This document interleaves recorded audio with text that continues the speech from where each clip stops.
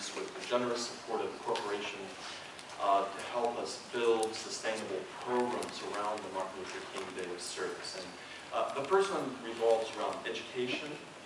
The second point revolves around continuous programming. We all know it takes a lot of effort to do a one-day kind of event, and that's really not what we're about. We're about people serving 365 or 366 days if possible.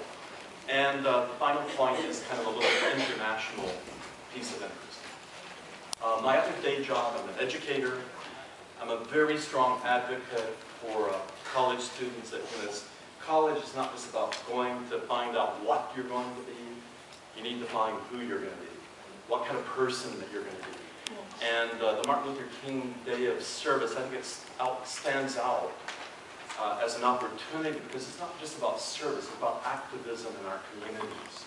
The great example of Dr. King and the change that we can bring about when we're united together and come together around the common cause, and especially coming together across all of our differences. That many times we do serve, but we serve in our groups and in our churches, and I think the Martin Luther King Day is an opportunity to come out together, whatever faith tradition we're from, whatever ethnic group that we're from.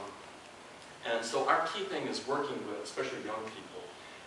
We have signature sites that are held in universities in order to bring the students together, to make the university also a focal point, not just for learning, but to connecting to the community in which they're a part of and developing programs. We also have a program in high schools. We have a very simple curriculum that we began on the 40th anniversary of Dr. King's speech called the 40 Days of Peace. And it's basically a very simple intervention, occurs over 6 weeks, in which people can learn, the students learn how to boycott negative, give and take, words, actions, how to develop positive affirmations to people that are around them, and finally, how to do small acts of service. Moving on to the second point that I wanted to emphasize was continuous programs. I think one of our most successful programs came out of a partnership with Citibank, in which we do financial literacy programs in the community. We highlight Martin Luther King Day. We work with Citibank, who has the technical expertise in financial literacy.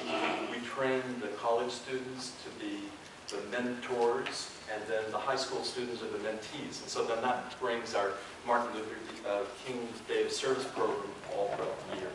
And then just finally, one point about the international component. And this doesn't come on the corporation's budget, just for, because I know it's restricted for the USA.